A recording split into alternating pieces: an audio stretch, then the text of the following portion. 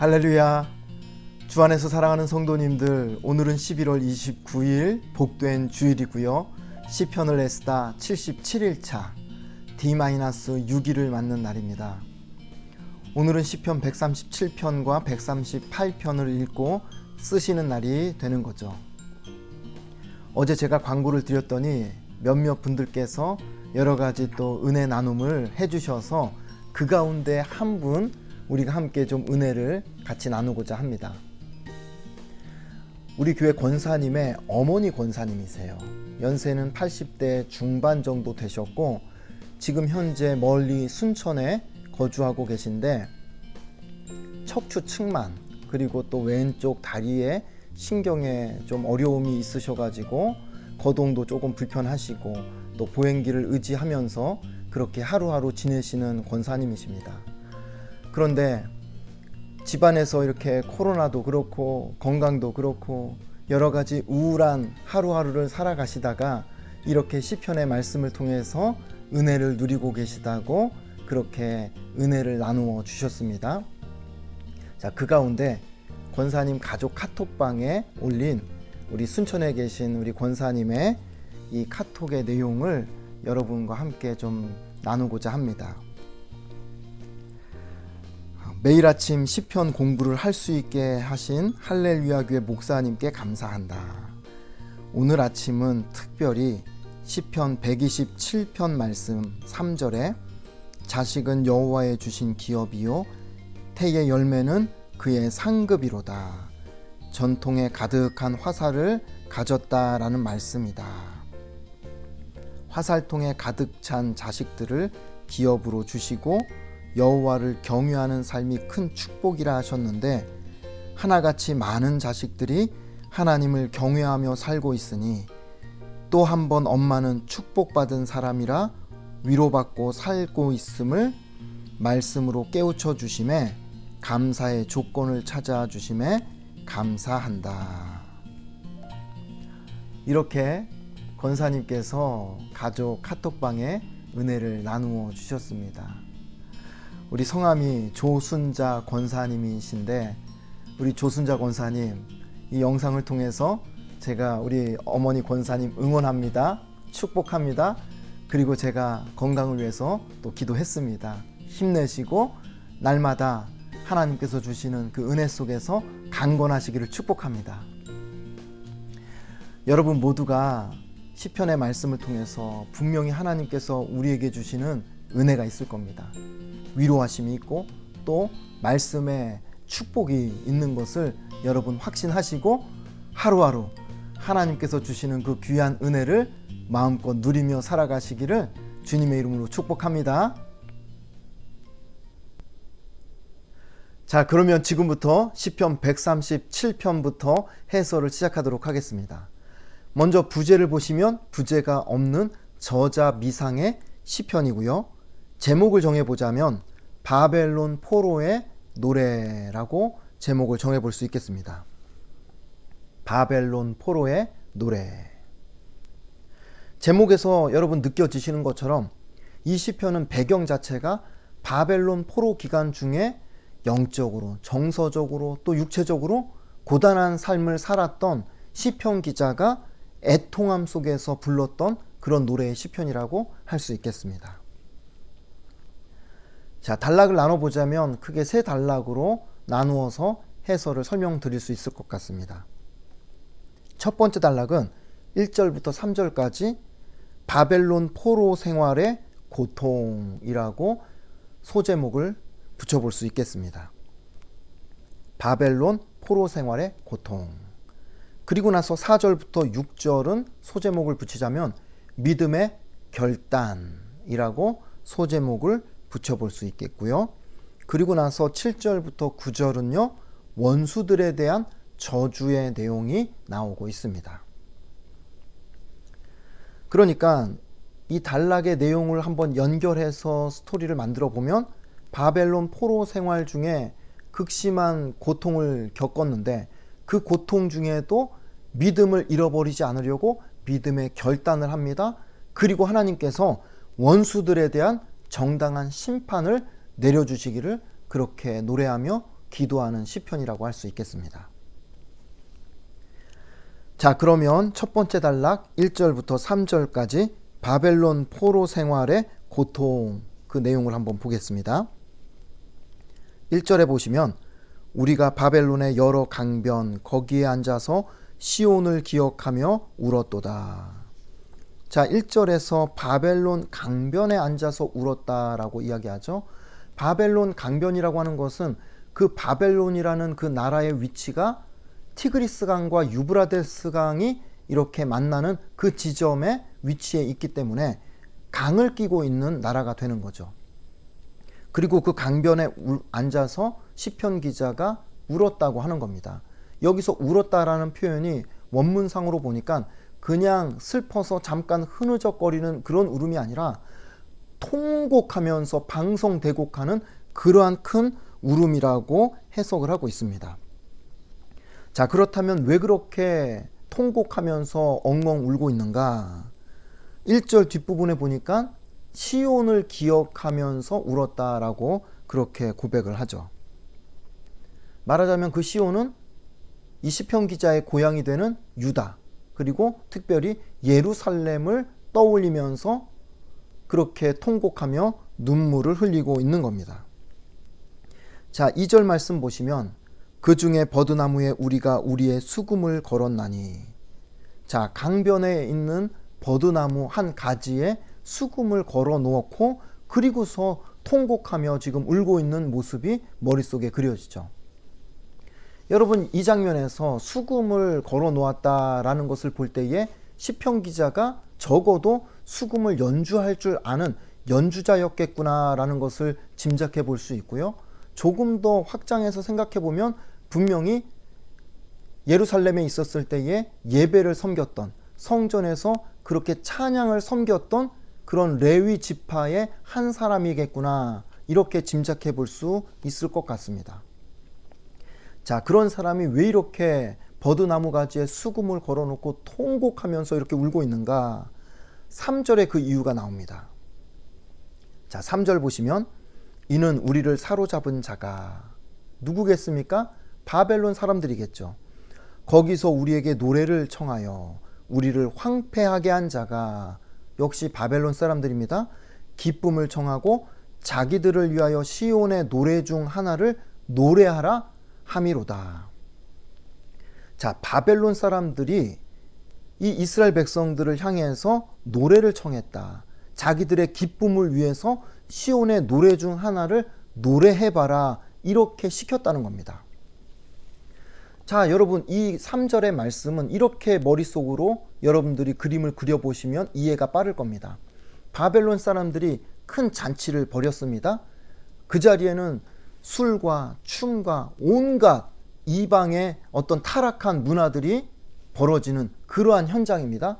그런데 그렇게 타락한 문화가 벌어지고 있는 그 자리에 이스라엘 백성들을 불러다 놓고 그 가운데서도 노래 좀 하고 그리고 악기를 연주했던, 예배를 섬겼던 그런 사람들을 불러다 놓고 한번 너희들이 예루살렘에서 불렀던 그 찬양, 그거 있지 않냐? 그거 한번 불러봐라. 그리고 너희들이 연주할 줄 아는 거, 그 찬양이라고 했던 거, 그거 한번 연주해봐라. 이렇게 시키면서 자기들의 잔치자리에 흥을 돋구는 그러한 용도로 이스라엘 백성들을 갖다가 그렇게 시켰다라는 그러한 내용입니다. 그러니 여러분 한번 생각을 해보세요. 이스라엘 백성들이 통곡하지 않을 수 있겠는가 하는 거죠.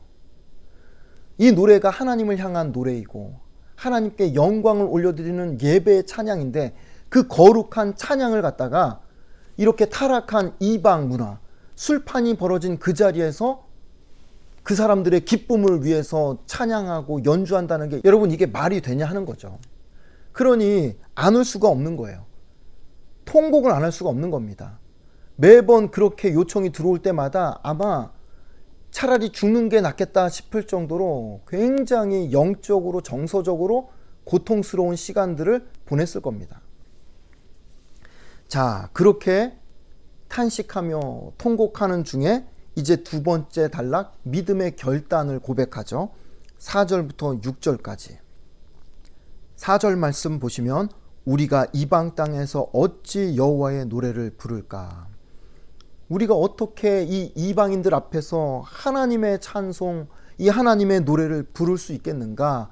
결단코 우리가 그럴 수 없다. 이렇게 탄식하는 결단을 고백하고 있는 겁니다.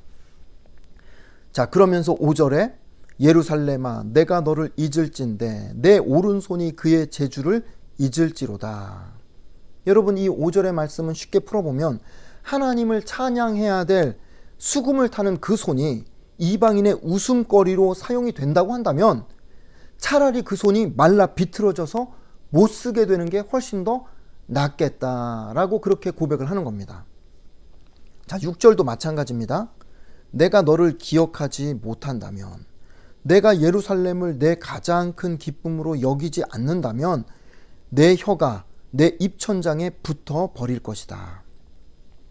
쉽게 말해서 하나님을 예배하는 그 기쁨을 잊어버리고 그 찬송을 잊어버리고 이렇게 이방인을 즐겁게 하는 그런 노래를 부르면서 내가 살게 된다면 차라리 내 혀가 입천장에 달라붙어서 아예 말도 못하고 노래를 못하는 그런 장애를 입은 삶을 사는 것이 훨씬 더 낫겠다라고 표현을 하는 거죠. 그 정도로 시편 기자가 지금 하나님 앞에서 신앙의 절개를 지키겠다고 그렇게 각오를 고백하고 있는 겁니다.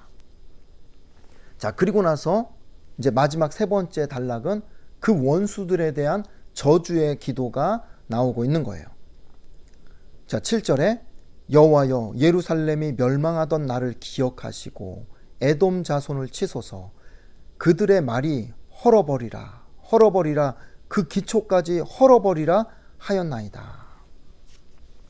여러분, 7절 말씀은 에돔이라는 나라를 심판해 달라는 기도의 내용입니다.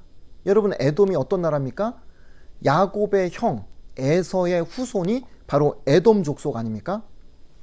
그러니까 어떻게 보면 형제 나라와도 같은 그런 나라가 에돔 족속인데, 그런 에돔 족속이 바벨론의 이 유다가 멸망하는 그 시기에 쫓아와서는 그 바벨론 사람들을 향해서 더 부셔라, 더 헐어버려라, 그렇게 불난집에 부채질 하듯이 그렇게 고소해하고 기뻐하면서 유다의 멸망을 그렇게 좋아했다는 겁니다. 그런 에돔 족속, 그 에돔 족속을 하나님 심판해 주십시오라고 이렇게 기도하는 내용입니다. 그리고 나서 바벨론에 대한 무서운 저주를 퍼붓는데 그 저주가 이제 8절에 9절에 나옵니다. 멸망할 딸 바벨론아 내가 우리에게 행한 대로 내게 갚는 자가 복이 있으리로다. 9절 내 어린 것들을 바위에 메어치는 자는 복이 있으리로다. 여러분, 얼마나 무서운 이 저주의 기도입니까? 바벨론이 언젠가 반드시 멸망하게 될 것이고 너희가 우리에게 행한 대로 그 나라가 너희를 점령해서 너희에게 똑같이 갚아줄 것이다. 이런 기도죠. 더 나아가서 9절에서는 바벨론의 그 자녀들을 잡아다가 이제 바위에다가 그냥 메어치는 그런 꼴을 너희가 당하게 될 것이다. 이렇게 저주의 기도를 퍼붓고 있습니다. 제가 여러 차례 저주의 시편에 관해서 말씀을 드린 적이 있지만 역시 마찬가지입니다. 이 기도가 시편 기자의 어떤 개인적인 복수심이나 증오에서 나오는 그러한 저주의 기도가 아니라는 거죠. 하나님 나라를 대적하는 그런 이방 세력들, 악한 원수 나라, 그런 사단의 세력들에 대한 하나님의 공의로운 심판을 요청하는 그러한 기도라고 이해를 해야, 그래야 오해하지 않고 이 시편을 소화해낼 수 있다 하는 것입니다. 자, 이제 138편으로 넘어가서 부제를 보시면 다윗의 시라고 되어 있죠. 앞으로 우리가 145편까지는 며칠 동안 다윗의 시편을 계속해서 우리가 보게 될 겁니다. 제목을 정해보자면 감사의 찬양과 구원의 소망이라고 제목을 정해볼 수 있겠습니다. 감사의 찬양과 구원의 소망. 단락을 나눠보자면 세 단락으로 나눌 수가 있겠습니다. 1절부터 3절은 감사의 찬양, 그리고 4절부터 6절은 열방의 찬양, 7절과 8절은 구원의 소망이라고 단락을 나눠볼 수 있겠습니다. 자, 그러면 1절부터 3절까지 감사의 찬양 내용을 한번 보시면 1절에 내가 전심으로 주께 감사하며 신들 앞에서 주께 찬송하리이다. 자, 1절 말씀 보시면 내가 마음을 다해서 주님께 감사하겠습니다 라는 이 앞의 내용은 이해가 되는데, 신들 앞에서 주님께 찬송한다 라는 이 신들이라는 단어가 좀 이해가 안 되거나 헷갈릴 수 있죠. 자, 여기서 신들이라는 이 단어를 원문으로 찾아보니까 여러분 아마 들으셔서 아시겠지만 엘로힘이라는 하나님을 복수로 사용하는 단어를 쓰고 있습니다. 그래서 역시 신들 앞에서 찬송한다는 것은 하나님 앞에서 찬송한다라고 그렇게 보시면 될 것 같습니다. 자, 2절 말씀 보시면 내가 주의 성전을 향하여 예배하며, 여기서 성전은 솔로몬이 지은 성전이 아니죠. 왜냐하면 다윗 시대니까 다윗이 법궤를 가져다 놓은 다윗의 장막이라고 보시면 되겠습니다.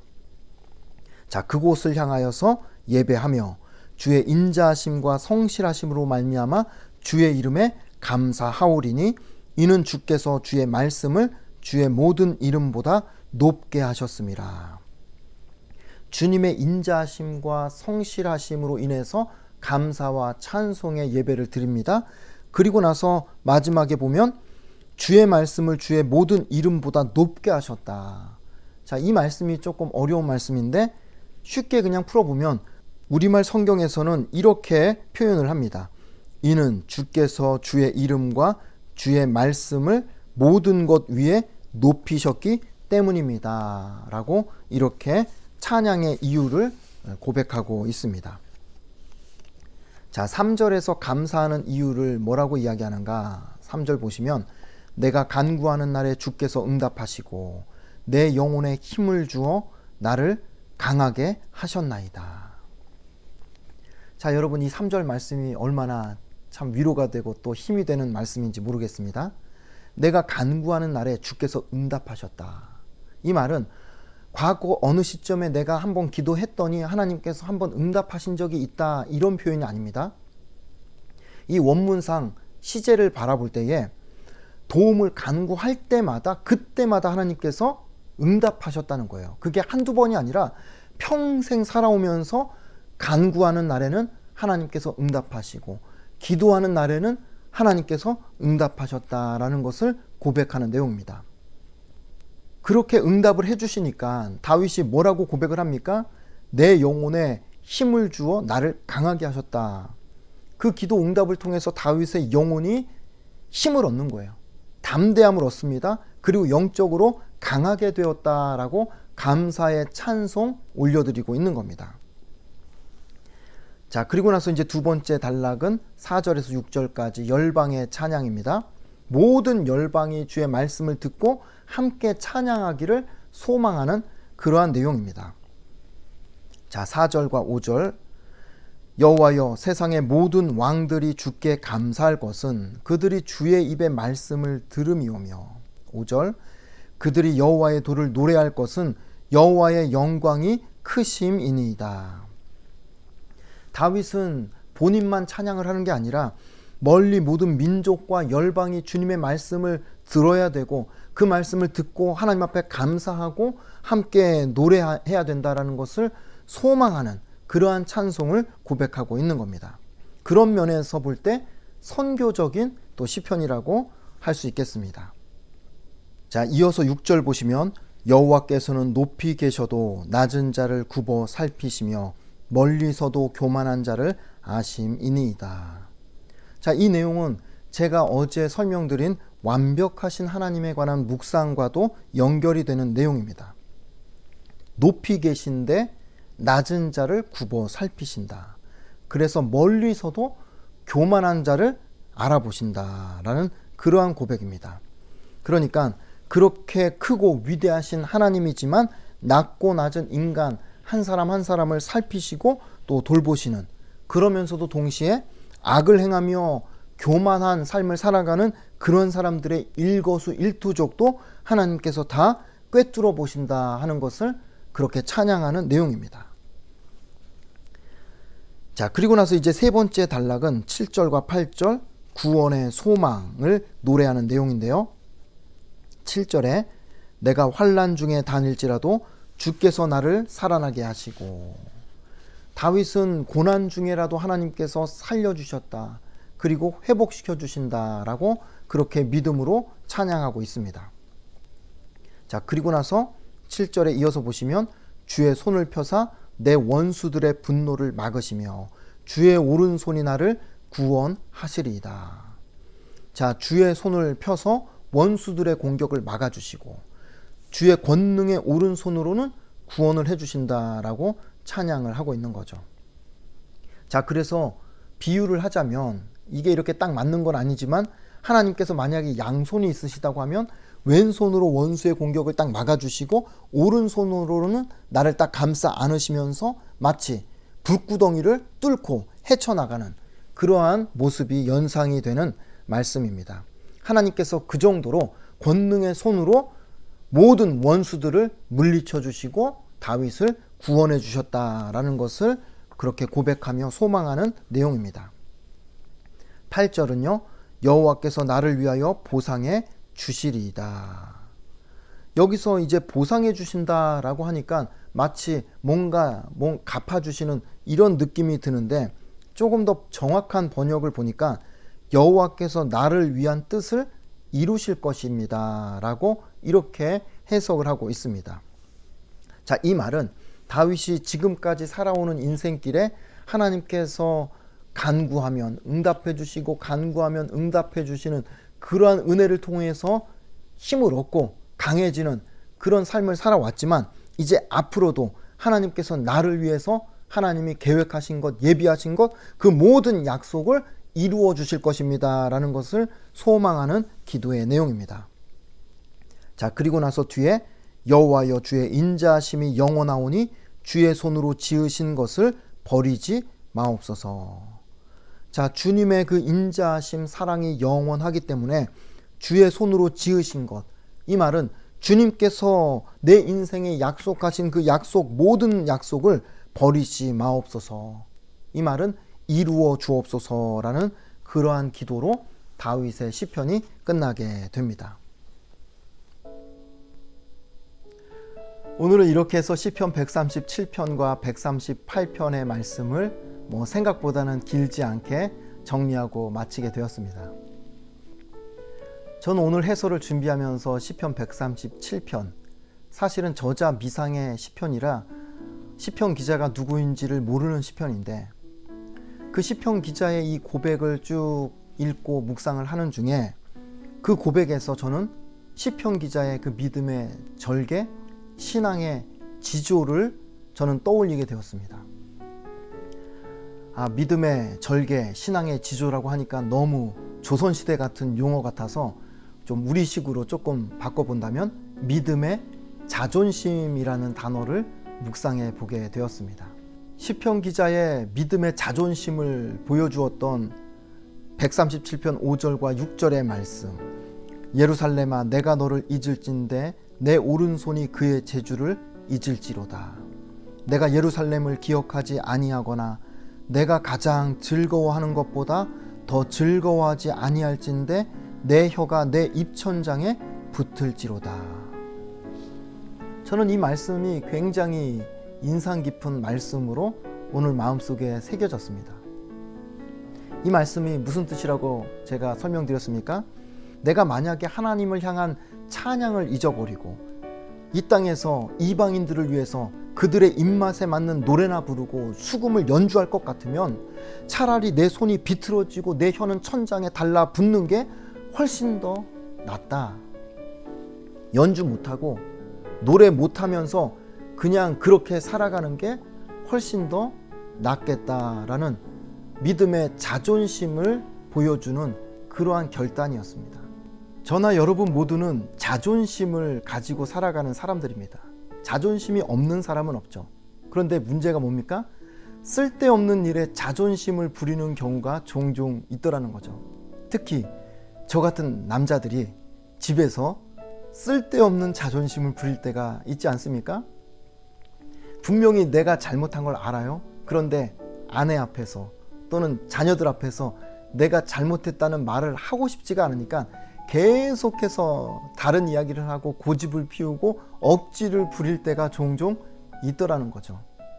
그런 자존심은 부리지 않아도 되는데, 그런 자존심은 없어도 세상 살아나가는데 전혀 지장이 없고 오히려 더 행복하게 살아갈 수 있는데, 이상하게도 그렇게 부리지 않아도 될 자존심을 부릴 때가 종종 있더라는 겁니다.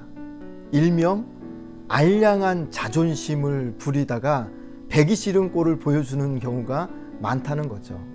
그거 없어도 사는데 전혀 지장이 없는 그 알량한 자존심 대신에 믿음의 자존심을 가져야 되겠다라는 생각을 오늘 이 말씀 시편 137편을 통해서 갖게 되는 겁니다. 여러분 한번 성경을 보십시오. 성경에 나오는 인물들을 크게 둘로 나눈다고 한다면 믿음의 자존심을 지킨 사람들과 믿음의 자존심을 저버린 사람들로 구분해 볼 수 있을 것 같습니다. 요셉을 한번 생각해 보세요. 보디발의 집에서 그리고 감옥 속에서 믿음의 자존심을 끝까지 지켜내지 않습니까? 그렇게 믿음의 자존심을 지켜낼 때에 하나님께서 그 사람을 지켜주시더라고요. 하나님께서 결국에 감옥에서 요셉을 끄집어내시고 그를 애굽의 총리라는 존귀한 자리로 높여주시면서 그의 인간적인 자존심까지도 하나님께서 다 회복시켜 주시더라는 겁니다. 다니엘을 한번 생각을 해보십시오. 믿음의 그 자존심을 지키겠다고 계속해서 창문을 열어놓고 기도하지 않습니까? 그렇게 할 때에 사자굴에 갇히는 그런 위협을 당하게 되죠. 그럼에도 불구하고 그렇게 믿음의 자존심을 지켜낼 때에 하나님께서 다니엘을 사자굴에서 머리털 하나 상하지 않도록 살려주시고 건져내셔서 다시금 그 총리의 자리를 유지하게 하는 그런 놀라운 은혜를 베풀어 주시더라 하는 것입니다. 사도행전의 사도들을 한번 생각해 보십시오. 예수 그리스도의 그 십자가와 부활의 복음을 전하다가 때로는 맞기도 하고 때로는 감옥에 갇히기도 하면서 다시는 그런 짓 하지 말라고 협박을 하는데도 불구하고 믿음의 자존심을 지키겠다고 끝까지 그렇게 주의 복음을 증거할 때에 하나님께서 그 사도들을 통하여서 땅 끝까지 복음이 증거되며 예수 그리스도의 그 구원의 역사를 일으키는 그러한 구원의 통로로 그들을 사용해 주시더라 하는 것입니다. 이게 무엇을 우리에게 말해주냐면요, 우리가 하나님 때문에 복음 때문에 때로는 고난을 겪기도 하고 때로는 안 봐도 될 손해를 봐야 되는 경우도 있고 때로는 양보하지 않아도 되는데 믿는다는 이유로 내가 양보를 해야 될 때도 있습니다. 인간적으로 자존심 상하게 되는 일을 믿음 때문에 겪는 경우가 있더라는 겁니다. 자, 그러더라도 내가 하나님의 영광을 위해서 그리고 하나님의 이름에 먹칠하지 않기 위해서 내가 인간적인 자존심 다 구겨지는 한이 있더라도 내가 믿음의 자존심을 지키겠다 이렇게 결단하고 그렇게 말씀대로 순종하기 시작하면 하나님께서 그런 우리의 삶을 결단코 그냥 모른 척 하지 않으신다는 겁니다. 나중에 시간이 지나고 보면 내가 포기했던 인간적인 자존심 하나님께서 다 회복시켜 주시고 내가 손해보면서 당했던 것들 그보다 몇 배로 하나님께서 더 좋은 것으로 갚아주시고 결국에는 우리를 존귀하게 높여주시는 그렇게 하나님께서 세워주시는 놀라운 은혜를 하나님께서 우리의 삶 가운데 반드시 베풀어 주신다는 것이 그것이 바로 성경의 원리라는 겁니다. 그러니 사랑하는 성도님들, 오늘 이 시편의 말씀을 읽고 쓰시면서 우리 안에 믿음의 자존심이 회복이 되어지고 회복이 되었다고 한다면 그 믿음의 자존심이 더 굳건해지는 은혜가 있기를 주님의 이름으로 축복하고 싶습니다. 코로나 팬데믹으로 인해서 교회와 성도들이 굉장히 위축되는 그러한 하루하루를 우리가 살아가고 있지만 세상 한복판에 나아가서 우리가 어디에 가서 누구를 만나더라도 나는 하나님의 자녀다, 나는 예수 믿는 사람이다 그러면서 당당하게 선포하고 예수 믿는 것 때문에 하나님의 말씀 때문에 내가 손해볼 일이 생긴다고 하면 과감하게 손해를 감수하고라도 내 믿음의 자존심을 지켜낼 때 하나님께서 그렇게 믿음의 자존심을 지키느라고 말씀대로 살아가느라고 내어버린 나의 자존심 하나님께서 회복시켜 주실 것입니다. 내가 그렇게 손해본 거 하나님께서 더 좋은 것으로 갚아 주실 것입니다.